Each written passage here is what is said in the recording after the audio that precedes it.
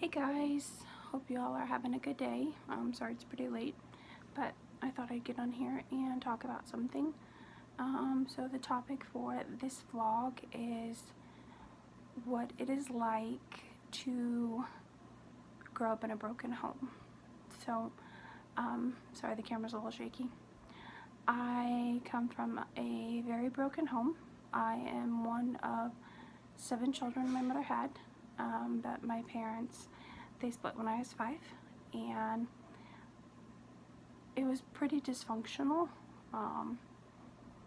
My childhood was filled with anger, drugs, abuse, mental health issues, like just different things. And I thought once my grandparents adopted me and I grew up, and as a teenager I thought, oh, I dealt with all those problems, I'm over it, it's nothing, it doesn't affect my life, whatever. And then here I was in my 20s, I met the man of my dreams, got engaged, and then all of a sudden I had all these fears of, being left. And I don't think people realize, who don't go through being abandoned or left, or having a home or a family that is broken, understand it doesn't matter how much time passes, or the perfect person you have in your life, you're always going to have those fears at some point of being left. And I think the biggest fear of all I felt was being insufficient.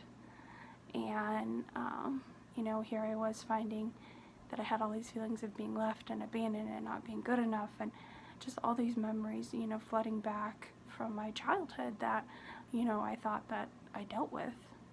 But, it was, I'm so happy for everything that I have in my life, but then it was like, what if it's just gone one day? What if I'm not good enough? And what if the person is just, they're gone?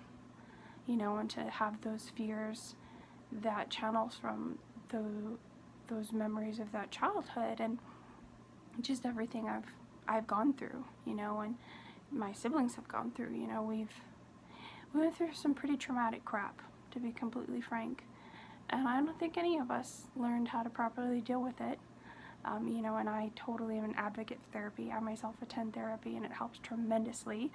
I started to when, I realized I hadn't have dealt with all the issues in my past.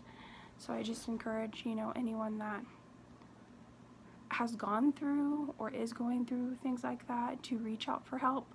I mean, even if you think that you're handling it all well, you need an outside figure and an outside, voice to just help you go through those things and those memories and those fears, because everyone has fears, and just facing them is important. But nowadays, it's so common for people to just not be together and not be married, and just call it quits on whatever, for some reason, whether it's affairs or drugs or whatever. And I mean, people lose the whole dynamic of what a marriage is supposed to be, or a family. And then when they do split up, one keeps the child from them, or doesn't allow the kids to be seen, and the kids hear how the parents talk about each other, like it's horrible. Like, people have forgotten the whole meaning of marriage and love and a family, and I wish people nowadays took that more seriously. I mean, marriage it's a forever thing. Like, that's not just thrown in there just because. Like, God said, what, He has joined today, let no man separate. And people don't realize, like, hello, do y'all need to have it underlined and highlighted? Like, that's the way it's supposed to be. And when people choose to break that, and then break the home that they've developed together, and have, they have these children, and for whatever reason, it's never civil or nice. Like, your kids are exposed to all kinds of things. I mean, how you treat one another, how you talk about one another. I mean, hearing, my parents, my mom used to say awful things about my father. I mean, and to alter how your child sees their father or mother, that's no one's right to do. Like, to ruin that, a child should always see and look of their parents as their hero or someone they look up to, regardless of what kind of person other people might think they may be. And I remember my mom, you know, she tried so hard to alter how I saw my dad, you know, for multiple reasons or whatever, and that's long in the past and I forgive her, whatever. But just, I wish people saw the bigger picture and saw, you know, what gets broken and how it affects their children, and especially when it comes to drugs and addiction and the choices that they're making, you know, and it's not just ruining their life, or someone they love, it's ruining their children's lives, and how that literally scars you and it will mess you up. Like, I fully believe if I didn't have my grandparents and the influence of my grandmother, I don't know who I would be today. I don't even think I'd be alive. And I probably would have chose a similar path that my parents chose with drugs, to be completely frank. So I'm definitely thankful for my grandma. Shout out to Grandma Squishy. That's what I call her. So it's just, I wish just people who choose that path just knew the impact. Literally, it's a ripple and a whole ocean that, you know, just keeps going, and how it has affected my life and it affects my siblings' lives, and, you know, it affects their children forever, and how they look at the world. I mean, I still find myself looking at my fridge thankful that I have food, because at points in my life I didn't, and thankful I have clothes and people that love me and a home. You know, my biggest fear in life is to be poor. I mean, it gives me severe anxiety. I've always had it. You know, the thought of not having money terrifies me, because I've been there in my childhood, you know, and the thought of being left and abandoned is horrible. That's my massive fear. And I think my biggest one is growing up in a broken home. I myself, and I think others that I've known that go through it, we have this fear that we're just simply not good enough, and we're insufficient, and we'll never be good enough for the people around us. But no, that's a lie.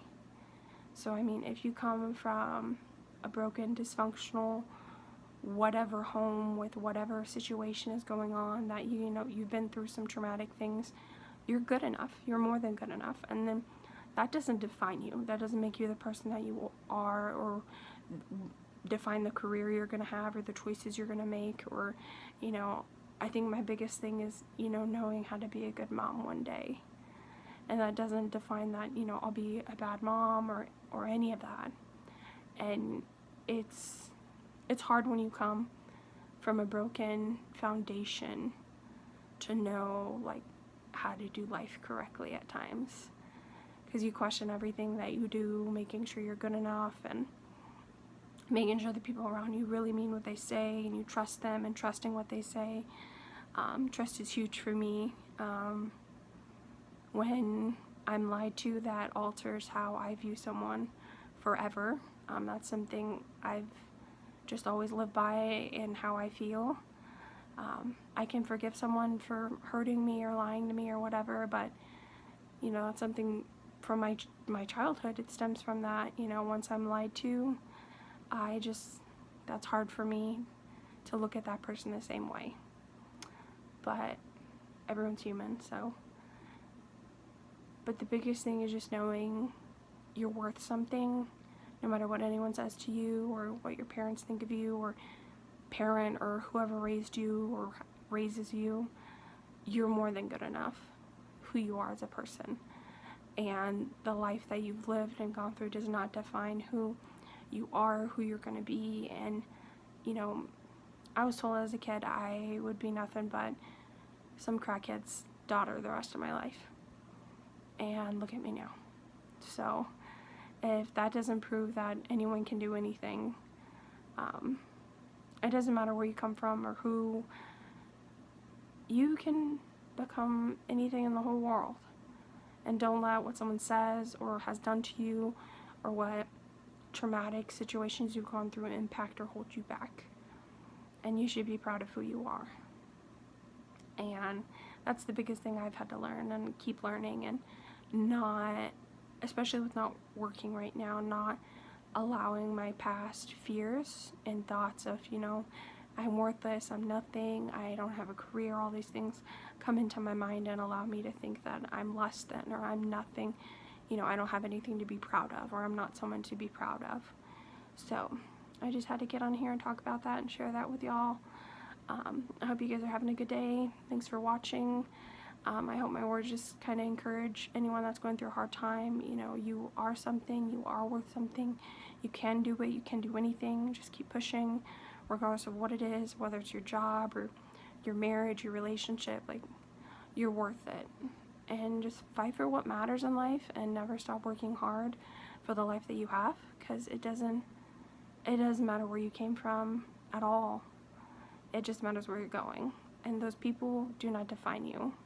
The things you've gone through, the things you face, the things that have hurt you in your past or present, they don't define you. So just keep moving. Good night, guys.